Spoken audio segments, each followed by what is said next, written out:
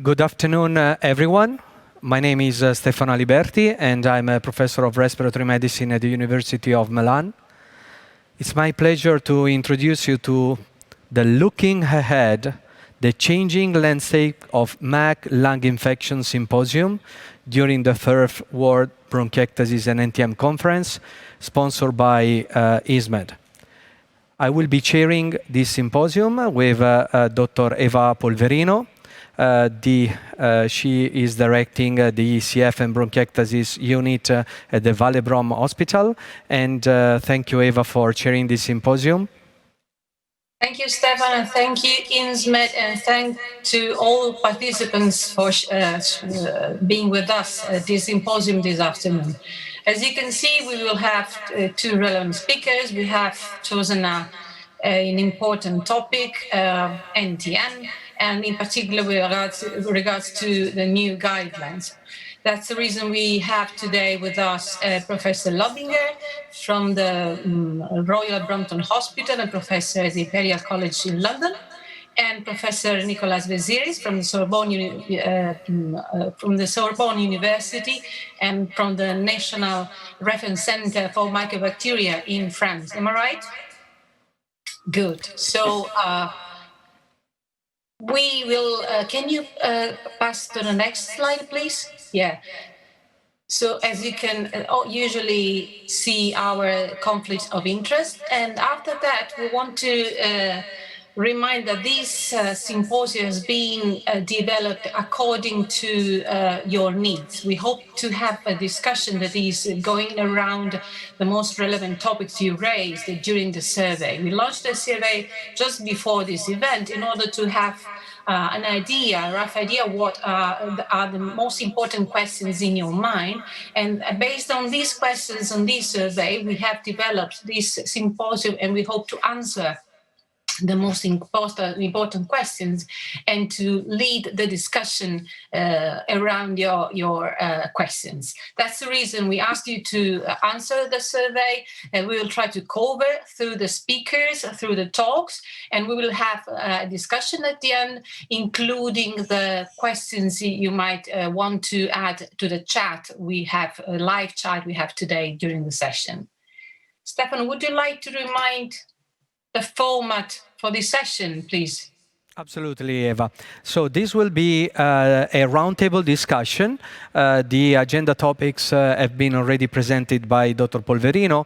I would like to remind you that we value your feedback. We value additional questions and your thoughts during the discussion. So please send us your question and your thoughts for today's symposium through the chat function at any point during the symposium. We will be able to read your question. We will be able to ask your question to our experts, and we will discuss about this. And reading the questions that just came during the last few days, I have been really interested in some of you asking about the management of patients with non-tuberculous mycobacteria during this pandemic era. And maybe I would like to ask Eva some insight about the management in Barcelona of NTM patients from February, March to date. During the COVID era. Can you share some thoughts about this, Eva? Yes, I think in Barcelona we had the same problems as everywhere. I mean, we had a kind of blackout at the beginning of this pandemic, and initially the first weeks of March, I would say. And after the initial shock, we had to keep with the treatment and management of NTM patients. So we had to introduce telemedicine that hopefully will stay in the future. We had to decide and agree with patients which tests, and visits were priority, to delay when possible, particularly when the patients were fine. But it was clear it was a challenge. It is an infection that requires a long-term management.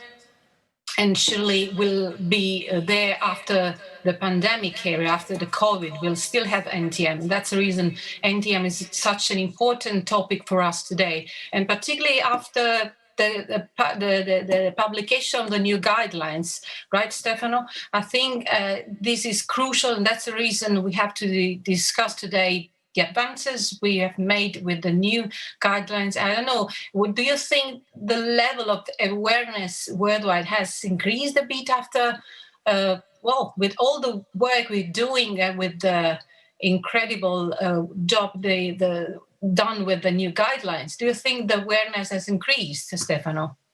Well, I think that the new NTM guidelines have been one of the major steps forward in the management of NTM in 2020. And to be honest, was fresh air for us as a pulmonologist heavily involved in COVID-19. So actually, we do not have to forget that NTM patients exist during the COVID pandemic era.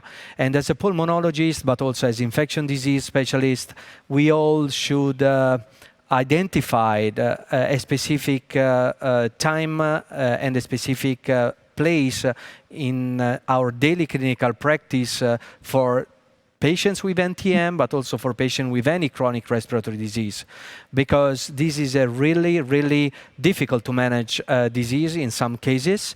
These patients should be seen some of them every month. So we should keep thinking that these patients deserve our attention. The new guidelines published in 2020 have been one of the most important success for all the community. Patients with NTM are seen by pulmonologists, are seen by ID specialists. And if you take a look at this table, you can easily identify that among the different factors that increase susceptibility to infection or pulmonary disease due to NTM, you can see that we have most of the chronic respiratory diseases. We have cystic fibrosis, we have COPD, we have asthma, and on top we have bronchiectasis. So as a pulmonologist, we should think about NTM anytime we have a patient with a chronic disease, respiratory disease in front of us. Of course, bronchiectasis and cystic fibrosis share the highest risk for NTM infection, but also patients with COPD or even patients with interstitial lung disease might develop an infection due to NTM. When we think about immunosuppression as a risk factors, we tend to think about HIV, AIDS, but actually there are several degrees of immunosuppression. So NTM might appear in patients with mild to moderate immunosuppression, patients on long-term steroids, for example, or patients on biological drugs. So a lot of factors are increasing the susceptibility to NTM infection.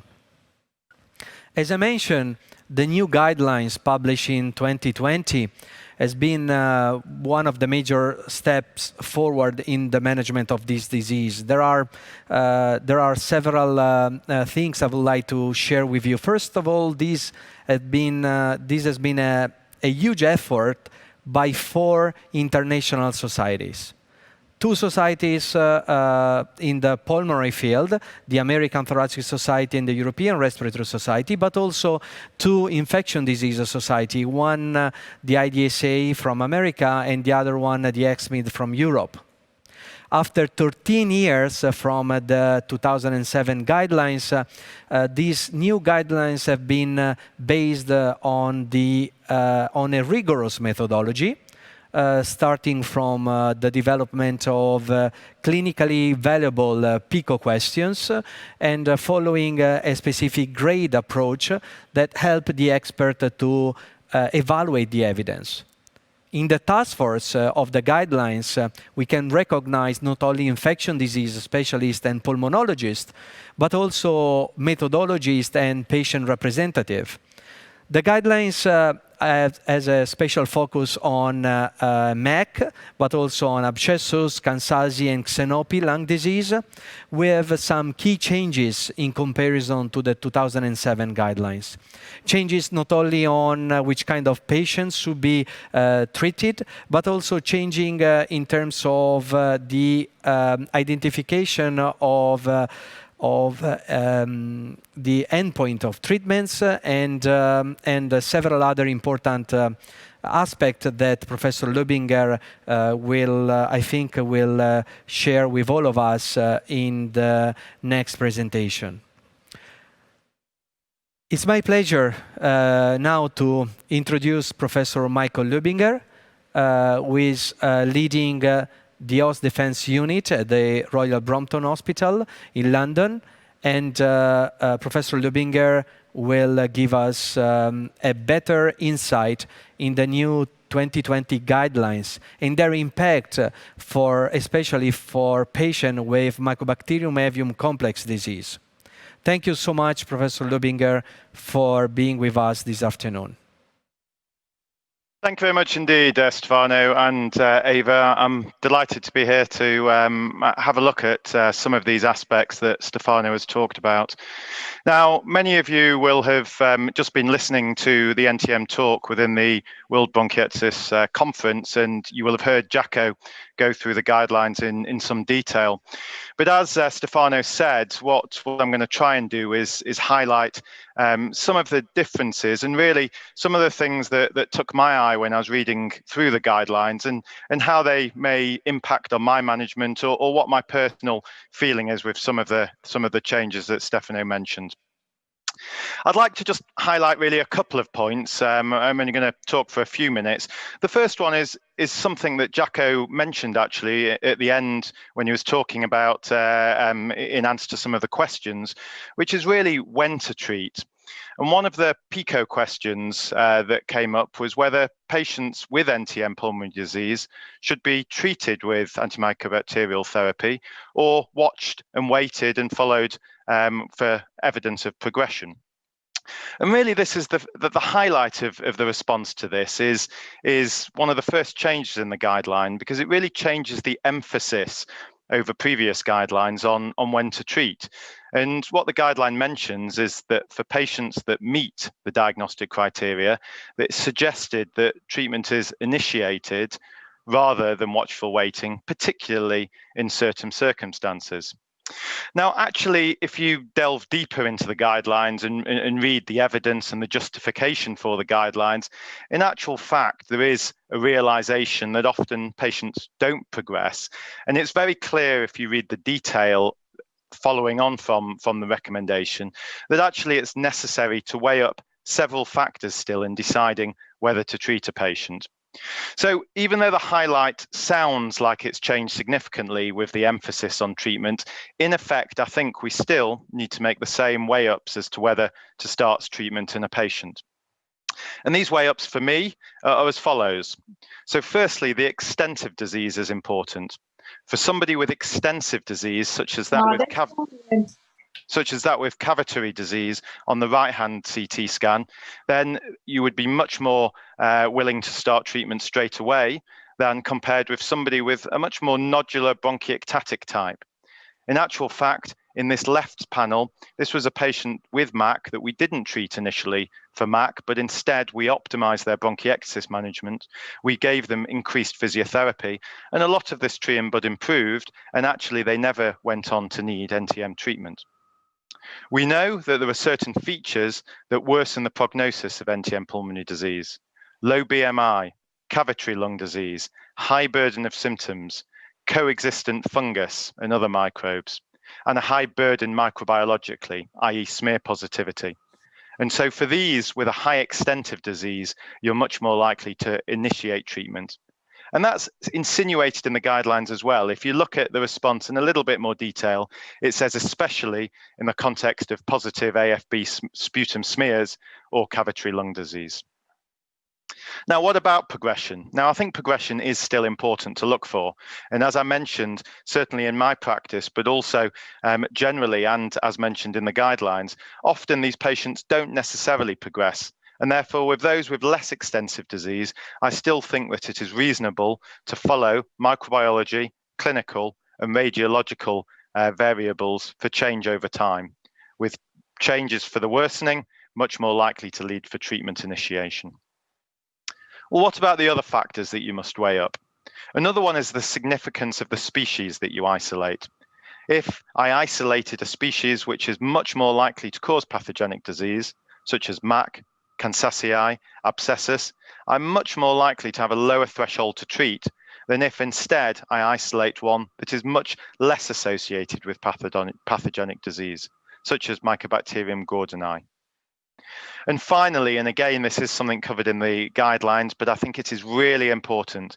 Decision to treat is important to discuss with the patient and based on things such as patient comorbidities, intolerance, and the ability to actually take the drugs. The treatment goal. In some patients, treatment goal may be to eradicate the mycobacteria and to cure them, but that isn't necessarily the case in every patient, and this needs to be weighed up before deciding on whether to treat or not. And finally, patient preference. And really, these decisions are difficult. The burden of treatment is high, and so you really do need a collaboration between the physician and the patient in discussing the pros and cons of therapy. The second and final thing I just want to mention that was picked out of the guidelines is with regards to refractory MAC treatment. So firstly, what is refractory MAC? Well, firstly, it's common, and we know that because success of MAC with normal treatment is not guaranteed. There's been a lot of variability within study results generally, but studies have shown between 13 and 86% culture conversion success. But a recent meta-analysis shows that the success rate is about 60% in patients. Clearly, that means that there's 40% of patients that we start treatment for MAC that will make refractory MAC. Now, how about the definition of refractory MAC? This has been inconsistent in previous guidelines and previous literature and has often been 6 months or 12 months. Now, these new guidelines do address this, and as you can see on the table, just highlighted in green below, and made larger here, refractory disease in these guidelines are defined as a patient remaining sputum culture positive after 6 months of guideline-based therapy. So what do you do in these patients with refractory MAC? Well, here again is the next change within the guidelines. And this is the advice and the recommendation to add on amikacin liposomal inhalation suspension, or ALIS. So finally, what's the evidence behind that? Well, the evidence is shown in this randomized controlled trial, which is one of the only randomized controlled trials in non-tuberculous mycobacteria. This was published a couple of years ago now by Dave Griffiths et al. In the Blue Journal. And what they did is they took 224 patients and gave them ALIS plus guideline-based therapy, and 112 continued on just guideline-based therapy. Now, these are patients that were refractory, so they were patients that had not culture converted despite at least 6 months of therapy. But in actual fact, the bar was very, very high, and a lot of patients had refractory disease for significantly longer periods than that. Now, what the bar charts show is they show culture conversion by month 6, which was the primary endpoint, and each of the baseline month 1, month 2 shows the proportion of patients that achieved culture conversion and labeled by their first month of culture conversion. So in order to culture convert, you needed 3 successive monthly negative sputums. And so from that, you will see that to have culture conversion at month 6, month 4 was the last time point for the first negative culture. And the other thing to highlight from this graph is at month 4, so the positive result at 6 months culture conversion was 29 patients, or 29% of patients, or 65 patients out of the 224. But what happened after the culture conversion? Well, there was some durability to the culture conversion. And so 18.3% or 41% of the original 65 that converted remained negative all the way to month 12 of treatment with ALIS and GBT. But even more impressive than that, the majority of them, so 36 out of that 41, remain negative, culture negative, off all treatment, off all guideline-based therapy and ALIS 3 months after. And so just taking stock of these results, what we can see is for a very, very difficult group of patients, patients that have been refractory for some time, almost a third of patients can be rendered culture conversion, can be rendered to culture convert by month 6. And of those, over 50% of them remain negative off all therapy. And I suppose even those that don't culture convert, there's a possibility that the drug can help with regards to stability as well, although that was not shown in the study. So that's all I want to discuss, and I think we'll hand back to the studio. Thank you very much, Michael. Great talk, and I think we have a couple of minutes to share some thoughts about the management, the initial management of MAC. And while you were talking, I think that I was wondering if you can share with us your standard operating procedures for those patients with MAC that you do not treat, but you decide to put on a wait and see kind of protocol. So the question is, how many times you want these patients going under a CT scan or chest X-ray, pulmonary function test every 3 months, 6 months? What is your protocol about that?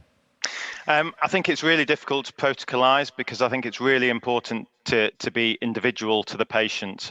I think the confidence that I have at watching and waiting really depends on a variety of clinical facts. So, for example, if I had lots of CT scans over a variety of time and I'd seen that this patient had been stable for a period of time already, then I'm going to have much more confidence to wait longer. If they had very minimal disease, again, I may have a bit more confidence to wait. If the disease at the beginning was more significant, and yet I still didn't necessarily want to treat, and I didn't have any previous scans nor knowledge of the longitudinal clinical course, then I think I would be looking at following up and doing repeat CT scans much sooner. I think at the very least, I would want to be doing a CT at 6 months. And then generally, the longer I go on with no change or with no progression, the longer I'm confident to increase the interval. Great, Michael. And if I might have one more minute. When I went through the guidelines, I took a look at the rule of bronchoscopy, and guidelines actually suggest bronchoscopy for those patients who cannot provide sputum or cannot provide induced sputum. What's your position about the rule of bronchoscopy, not only at time 0 to make a diagnosis of a possible NTM lung disease, but also during follow-up? So I think bronchoscopy definitely has a vital part in this disease. That if you suspect it, and you suspect it radiologically or because of other factors, but you are unable to grow it from sputum culture, either because the sputum culture is not good enough or because you just can't grow it from sputum, then I would almost always, if I suspect it, go and do a targeted bronchoscopy. So I think it's really important, and not just the bronchoscopy itself, but the sputum cultures directly post bronchoscopy can have quite a high pickup for NTM. Now, with regards to whether I do further bronchoscopies along the clinical course, this depends a little bit on whether they're productive or not. If somebody is productive of sputum and I get multiple negatives and I'm happy with the quality, and I'm happy generally with their progression radiographically and clinically, then I wouldn't necessarily do another bronchoscopy. If I'm not happy about any of those features, then I'm likely to want to go ahead. So if I'm not happy radiologically, if I'm not happy that I've got good enough sputum, then I'm likely to want to go ahead. The most difficult scenario about when to do another bronchoscopy is if the patient doesn't produce sputum. So you may get an original diagnosis from the bronchoscopy, and then they are doing well on treatment, but it's when to do another bronchoscopy with the knowledge that the guidelines suggest that you need a year of negative cultures. But if you haven't got any cultures to base that on, it's quite hard to time that point. And I think different people do different things here. And again, I think it's a discussion with the individual patient. I, in those situations, normally do a bronchoscopy after at least a year, but that does lead with timing issues as to when to stop treatment. But I know others would go for a bronchoscopy earlier. I think there's a certain degree of personal preference there. Thank you very much, Michael and Eva. Yeah. Eva, you have a great experience not only in bronchiectasis but also in cystic fibrosis for the management of NTM. Do you want to share some challenges in diagnosis NTM in the specific population of patients, bronchiectasis and cystic fibrosis? Yeah, I think we have to make clear that these populations are really at higher risk of NTM. This means that we cannot have just wait and see if there is any change, then wait the patient to come to you and tell, oh, what can we do? I have more cough. In CF particularly, we have to be proactive in terms of looking for NTM all the time, because these patients are fragile, used to have a lot of chronic symptoms, a lot of cough and expectoration. So sometimes change might be perceived quite late. And in these patients, a prompt initiation of therapy for NTM could make the difference. So it's important to look for NTM in all sputum samples and in all visits. So as in bronchiectasis, I do think the same, although usually the clinical change is more clear in bronchiectasis than in CF. CF are so used to have symptoms, respiratory symptoms, that be late in telling you there's something that's changed in my, in my clinic, in my routine. So in these patients, it is really important to a proactive search for NTM. Very good. So thank you for these answers, and I will give the stage now to Eva to introduce our next speaker. Thank you, Eva. You're welcome. As you see, the clinical part of this challenge is really important. That's the reason we have asked Professor Viziris to share with us a clinical case to see the reality of dealing with NTM patient, and in particular with the case of treatment failure. So I will give the floor to Professor Vizir. Will share with us his slides, please. Yes, thank you very much. You see the slides? Yes. Yes. So I thank you for the invitation. So I will show you a clinical case which I'm currently managing, and which I think reflects a lot of the difficulties in the management of MAC pulmonary disease, and also underlines some difficulties in using ARICase, and we'll show you how to, I think, try to best optimize its use.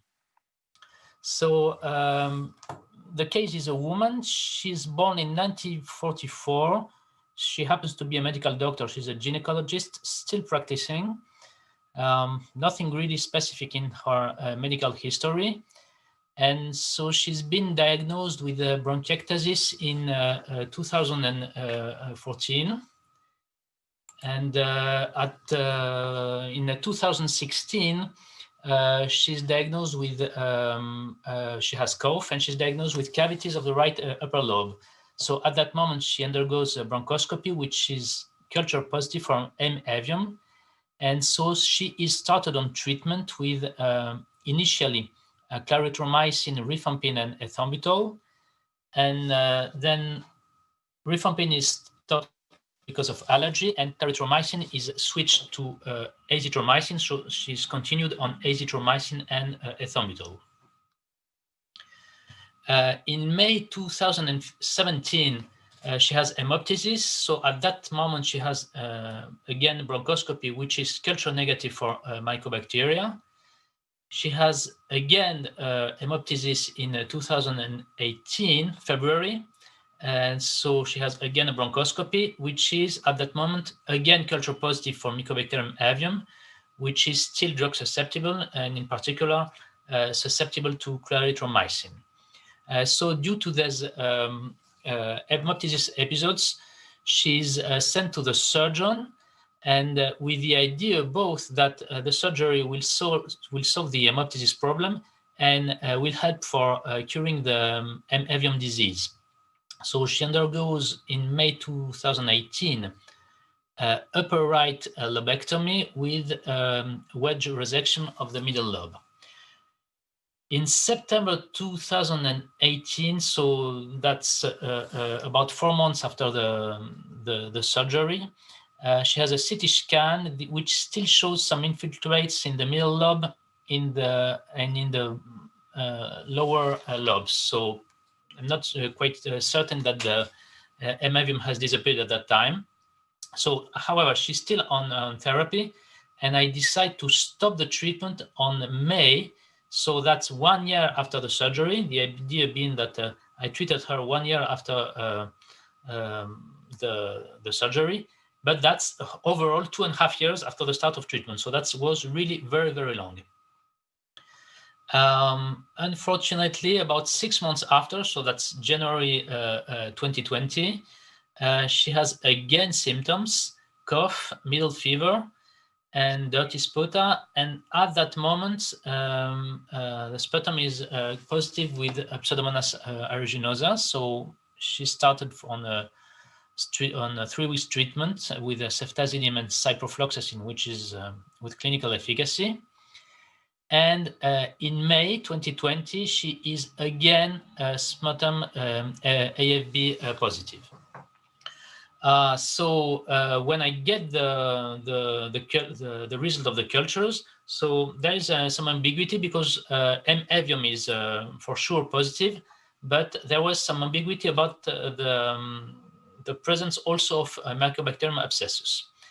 When I see her in July, so and I have the result of the cultures, she does not have only the cough, but she has also fever and chills. So obviously, I must start her again on treatment. But at that moment, I was not sure if there was only M. avium, if there was also M. abscessus. So that's why I decided to start her on azithromycin, clofazimine, and to add aricase. With the idea that if it's avium, it's obviously a refractory disease that has not been cured by the 2 years of the first treatment, and that may be also active against abscessus. The problem is that she does not support the aricase, and she has hospitalized in August for dyspnea at the slightest effort. And the conclusion of the hospitalization is that the dyspnea was linked to the aricase treatment. So aricase is stopped, and she's maintained under the other antibiotics. So I see her again in September. So dyspnea has disappeared, but the problem is that the systemic symptoms are back. She has again fever, chills, and she has lost further 2 kilos. And so I'm really worried, and she's also about her infectious situation. And probably the fact that she is an MD helped that. So we agreed together to start again aricase, because she said that she had a clinical benefit of aricase, despite the fact that after she had the toxicity. But we decided to start it half dose, so to give aricase every other day. So that is what is done in September. The last time I saw her was last month in November, and so she had a clinical efficacy of the reintroduction of aricase, because fever and chills had completely disappeared. So that was really, I would say, spectacular.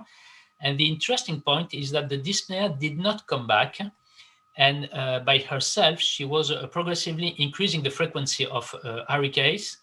And she had increased to 5 days out of 7, and was going to 7 days out of 7. So the other information is that the drug susceptibility was showing that there was the avium, which was at the end the only bacteria that was present, was clarithromycin susceptible. So I decided to add ethambutol to the regimen, since I had only this mycobacterium, not the other one. And I asked her also to do to perform a drug dosing and to measure the peak serum level of azithromycin. And I don't have yet the result of this one. So as a conclusion, the main point here was to that I think it's very important with ARIKAYCE, but as with all the other drugs, to explain the patients the side effects they may encounter. So of course, cough, dyspnea, dysphonia, and really to help them to try to support these side effects if it's possible. Because there may be a clinical efficacy. And I said it particularly with this case because really it's the fact that this lady was an MD and she really understood that she could have a benefit, and she really insisted with starting the drug again. Of course, ARIKAYCE is part of a global strategy against non-responding MAVM infections. So what I do in these cases is usually I, of course, check for clarithromycin susceptibility. I also do easily drug dosing to be sure that the serum levels are okay for either clarithromycin or azithromycin, and that's very important in case, which is usually the case, you have rifampin in your regimen. And of course, it's also the other parts of the management, nutrition, physiotherapy, and the treatment of the other co-infections. So that was all for that case. I thank you for your attention. Thank you very much, Nicholas, for sharing this clinical case. A complicated one, but really representing the reality we had, because you had complications, hemoptysis, you had a co-infection, Pseudomonas, that was eradicated likely, and the situation of treatment failure. So I understand it is really important it was really important in this case and in general to have a good, a good discussion with the patient about the possibility to start a new treatment with ARIKAYCE, potential side effects, and to make it very clear. And when do you start ARIKAYCE? How do you start with that? How do you go on with monitoring? Because I understand that side effects could come earlier or later on. So it's important to monitor these patients, right? Yeah, well, I must say that in France, we are really helped by INSMED for starting ARIKAYCE, because for each patient we start on ARIKAYCE, they come and they explain to the patient in that last, I think, 1 to 2 hours, how the aerosol functions, the problems they may encounter with the functioning of the aerosol, and also they give them some information about the side effects. I've done it before, but they do that again.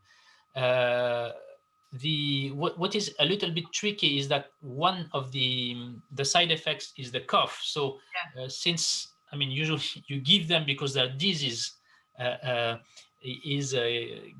makes them cough, and so one of the side effects is the cough. So that's not very easy, but I think we must really try to explain them. For the cough, usually it's during the aerosol or the hour after, but not during the rest of the day. So that I think that must be explained to them. For dysphonia, I had one patient that really stopped ARIKAYCE, could not support that. I think that can be really explained to the patients, and I think they can manage with that. And the last one being dyspnea. To be honest, I was not convinced that I would start again the ARIKAYCE in the last case I did show you, but the patient really insisted, and I must say that she was right. The dyspnea did not start again. But what is sure, I think but like for the other drugs, we must really explain them before, because it's long-term treatment. And I have another tricky question for you. Yeah. In view of the new guidelines, with this case this since 2014, you say you started to treat this patient, would have changed your behavior as a clinician with this patient? Would have you started anything before? Would you change, or would you do exactly the same today in view of the new guidelines? They are a bit more aggressive in terms of starting treatment the first time or when you suspect a treatment failure? Would you do the same? Yeah, I didn't see the patient at the very start of treatment, but for sure she would have had ARIKase before. Yes, she would have had ARIKase much earlier in her treatment. So that would be, I see, the main difference in the management of this patient. Probably after, I mean, going with the guidelines and with the CONVERT trial, I think after when she had the first bronchoscopy showing that amivium was still present, that was approximately 1 year after the start of treatment. Yeah, probably I would have started the ARIKase at that moment. I think that having these new data from the CONVERT study and the new guidelines being so clear make a big difference in initiating a treatment, trying to, to be more aggressive with the therapy. I don't know, what did the others think about it? Michael?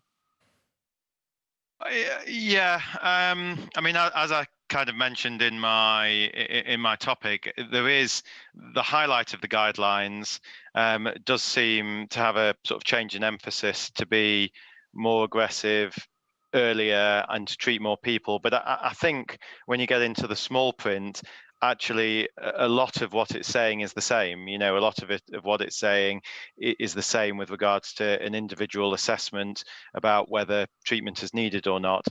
I mean, there's aggressive starting of treatment with regards to intravenous amikacin at the start of MAC treatment for patients with cavitation, but I think they were present in previous guidelines as well. So I don't know. I mean, look, it's great to have guidelines, and there's definitely some new things within the guidelines, but I also think it's pretty reassuring in some ways that a lot of the messages, well, reassuring that a lot of the messages are the same as previous guidelines, but depressing in that, we haven't moved on that far with regards to new treatments. Sure. Good. Also, as we are opening the Q&A session now, could I also ask the two speakers a question that was also based on the survey and on the introduction made by Stefano? So we have said that some patients have higher risk of NTM, and it is pretty clear when we deal with the CF bronchiectasis, but Stefano also said that other patients like COPD, asthma, so what patients, and not only respiratory patients, should be monitored for the risk of NTM, because it's pretty clear when you are in a CF or bronchiectasis unit, but when you do not work in that kind of setting, it could be difficult to keep in mind a message to look for NTM, because a chronic cough could not be only reflux, but could be something different as NTM. So what patients should be monitored for the risk of NTM as an infection? Michael? Yep, so I'm happy to say that. So, I mean, you've mentioned a lot of the main risk factors, to be honest, Ava. I mean, in order to monitor somebody for NTM, you're really looking for somebody with chronic sputum production in order to send the sputum off and to test it. One of the greatest risk factors is chronic lung disease. And so, yes, bronchiectasis, PCD in particular, cystic fibrosis, but also COPD, asthma, all of those conditions it's been well described in. Now, patients who are on certain immunosuppressive agents, so anti-TNF treatments and those kind of things, can be at increased risk or have worsened disease once they get it. But unless they're coughing up sputum and those kind of things, you're probably not going to be necessarily screening them. The one other group of patients that we haven't mentioned that we see commonly is patients without chronic lung disease or without necessarily any obvious disease, but have particular body morphotypes, which was something originally described by Prince et al. in a journal many years ago now. And these are overrepresented by postmenopausal, thin, tall women with other things such as mitral valve prolapse, pectus excavatum. And so you should have a very low threshold to be testing the sputum in patients with a chronic cough. But in reality, if somebody's got a persistent, chronic, productive cough, they need investigations, don't they? You're likely to end up doing a CT scan at some point, and there you will start getting hints with regards to whether to look for it or test for it. And those with chronic lung disease, I think you should be regularly looking for it. So an annual sputum.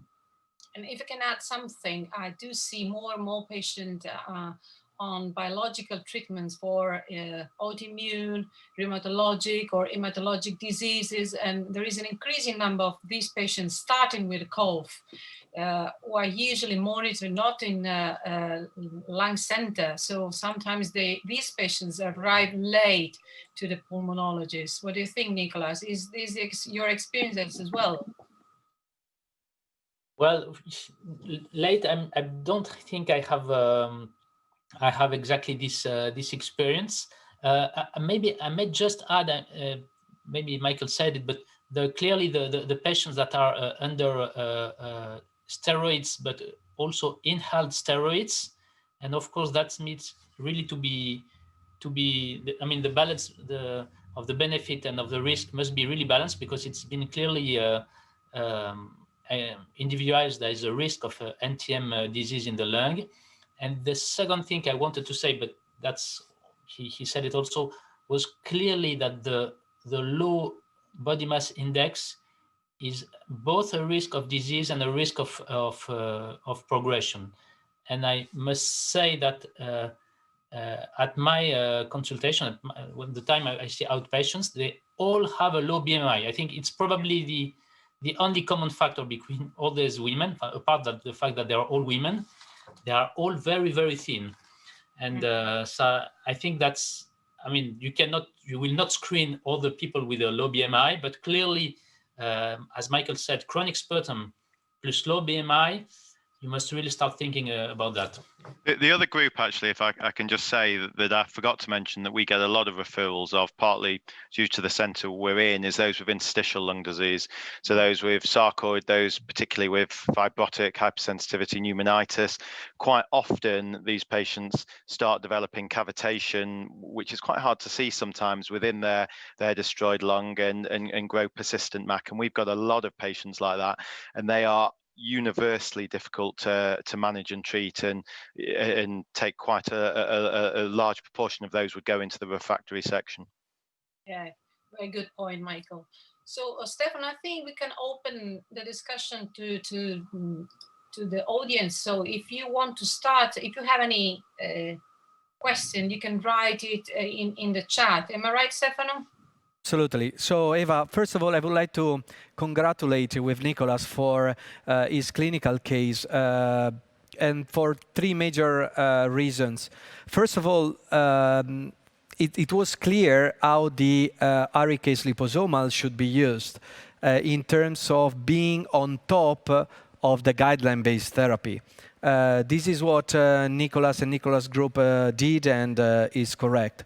Second is, if we want a drug like ARIKase liposomal being effective, we should also think to maximize the management of the underlying lung disorder or any other comorbidity. So Nicholas was mentioned, for example, cough.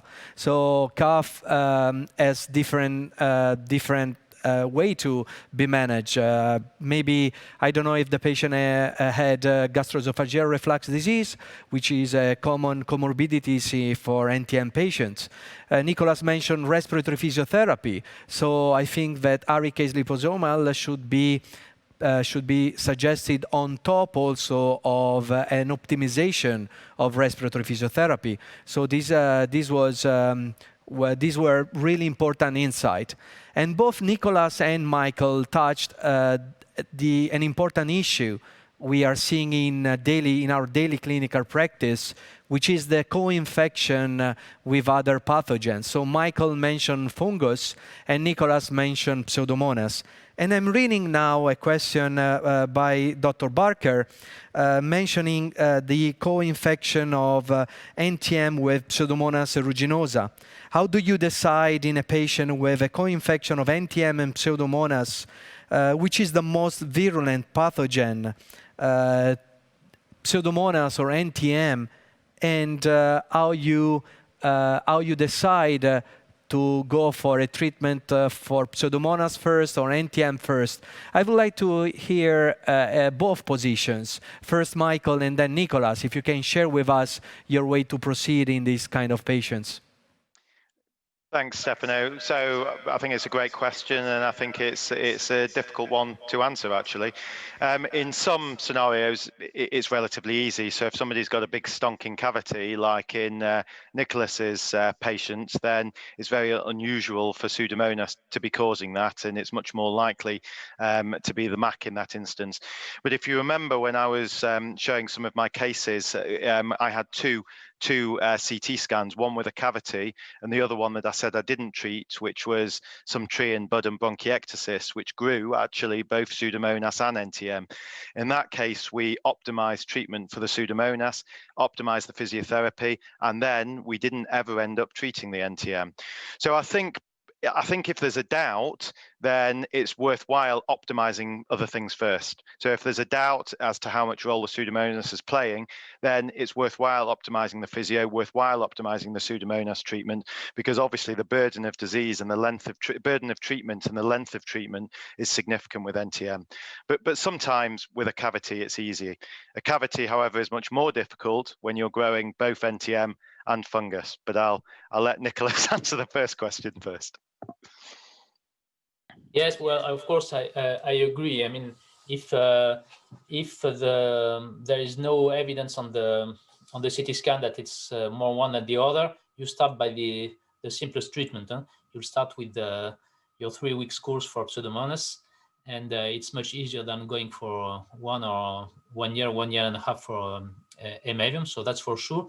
The other thing is, of course, that the bacteriology results are they are not on-off, there are quantitative results. And of course, it's not the same having Emavium one sputum out of 3 culture positive as having all 3 culture positives plus IFB positive. And it's not the same thing having 10 to the 4 and 10 to the 7 Pseudomonas aeruginosa in a sample. So I think this quantitative data are important. But then if everything is equal and the disease is mild, I would definitely start with the Pseudomonas. Thank you. Thank you very much, Nicholas. Another question just came out from Professor De Souza, who is asking, what is your personal thoughts on using RGM media for NTM screening, and in which patients with bronchiectasis should we screen for secondary NTM? Only those who are exacerbating and have atypical features? Nicholas, what do you think? I'm not sure I have a specific idea about that, but I would probably use those for in targeted populations, probably CF patients for sure, because those are very at risk, and probably maybe some other bronchiectasis patients which are at risk of which don't have, probably the bronchiectasis patients in something like an annual sampling or something like that. Yeah, these 2 populations for me are those one I would target. And talking about patient with bronchiectasis, Michael, you know that there are some cystic fibrosis guidelines which are suggesting regular screening for NTM every 12 months, while the 2017 ERS guidelines on bronchiectasis actually they do not touch regular screening for NTM in bronchiectasis. And they, for example, suggest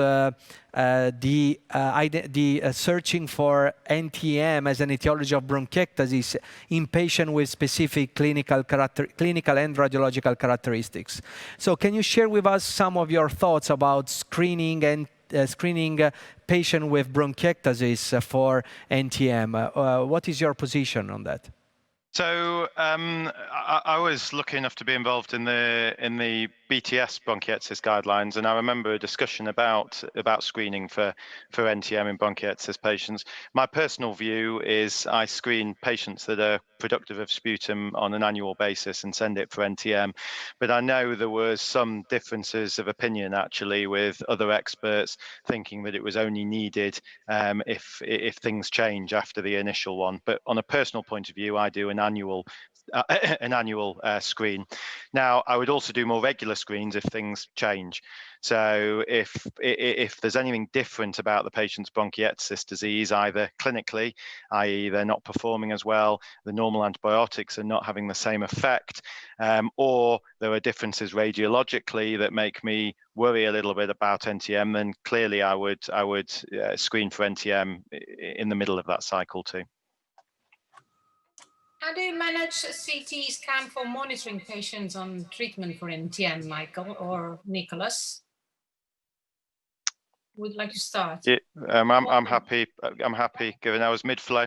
For me, if I start somebody on treatment, I normally do the following. So I start somebody on treatment. After 2 weeks, I make sure that they have a blood check, and that's often with clinical nurse specialists. I would always see them at the 2-month point, normally with a chest x-ray at 2 months, further sputum cultures at that point, just to see how they're getting on. Obviously, if they have problems in the interim, they can ring up. Then I see them at the 6-month point, and I do my first CT scan at 6 months, and take it from there, really. Do you agree, Nicholas? Yeah, I agree with that. I think the 6 months is the general idea is not to do it too early. I mean, there's it's not there's disease they evolve slowly, so you don't have to do it too early.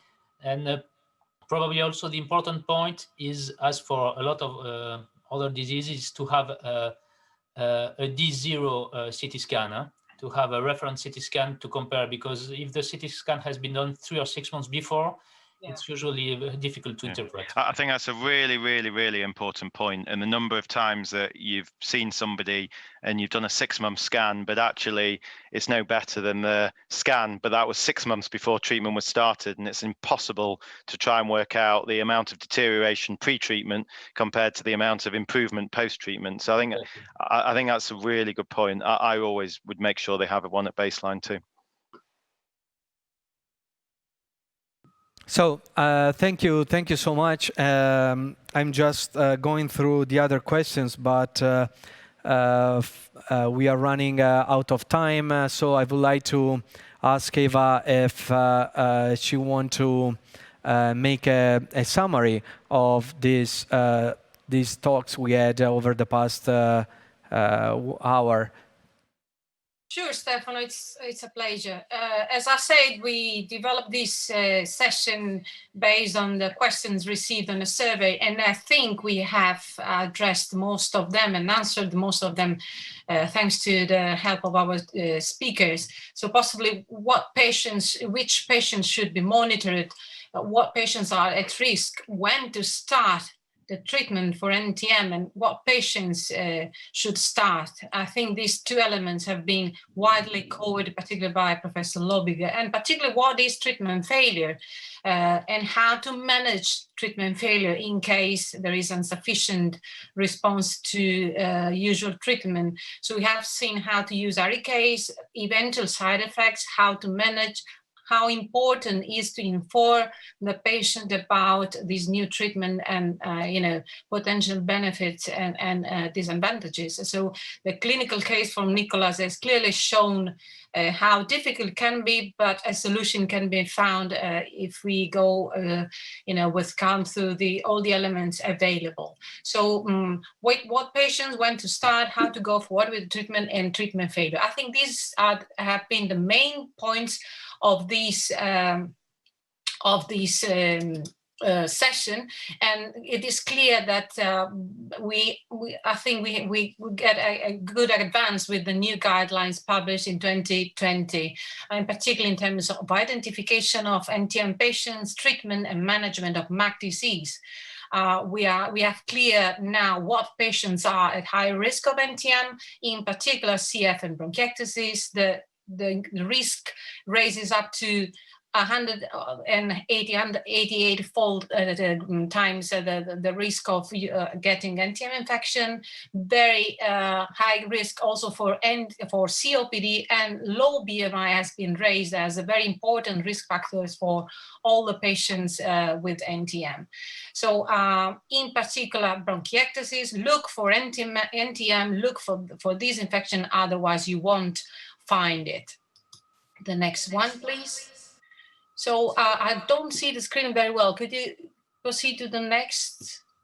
Okay, so in particular, there is a clear advice on management of MAC disease in the 2020 guidelines, in my opinion, when to start, what to do about this initiation of NTM-specific therapy, antibiotic therapy, when to start, and of course, key elements are maintained from the older guidelines. So clinical, radiological, and microbiological criteria have to be kept always in terms of decision making for this kind of infection. The next one.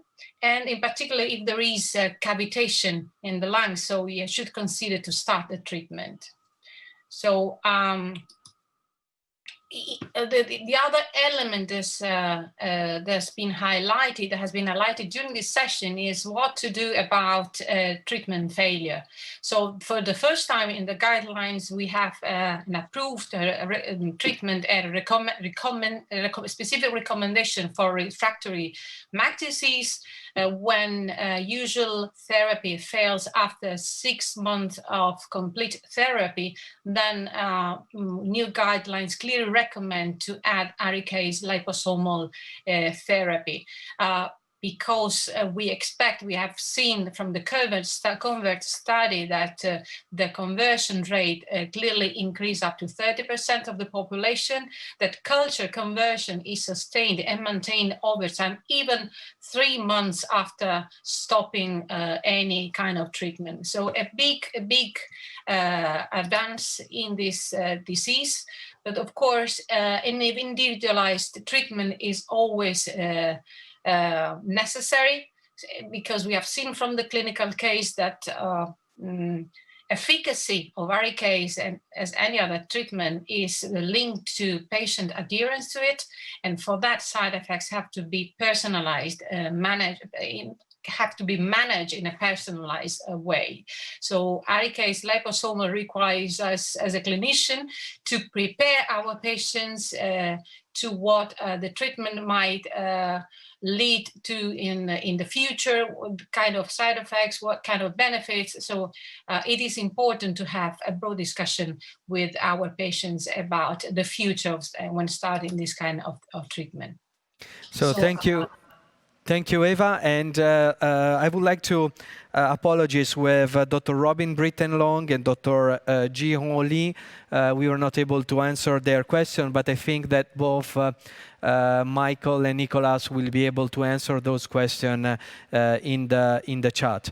Thank you, Eva, for the great summary. And I would like to invite you to take just a few seconds for the symposium evaluation. So the first question is, the content of the symposium was interesting and clinically relevant to me. You have now a few seconds to vote, from 1, strongly disagree, which is the minimum, to the maximum, which is 5, strongly agree. So please put your vote for this sentence.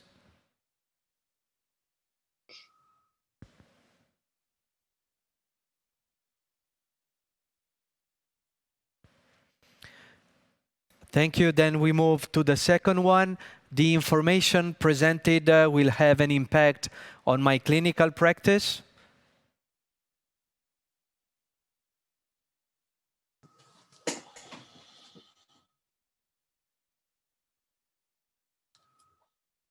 Very good.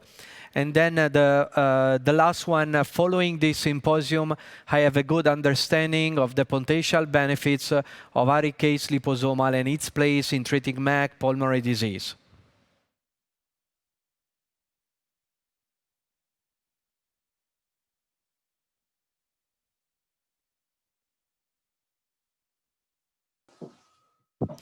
Very good. So before having Eva Polverino to conclude the symposium, please let me thank you all for being with us this afternoon.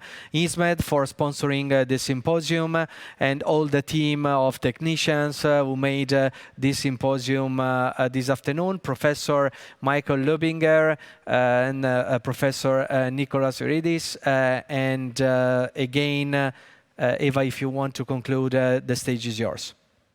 Well, just saying I've enjoyed quite a lot this symposium. I'm really happy to have been part of this because I think it was quite successful. Our speakers, very good talks as usually. So thanks to INSMED and thanks to the speakers for their great talk. I think that's been a fruitful session and I hope all participants also enjoyed it. Thank you all. Thank you. Bye-bye. Bye-bye.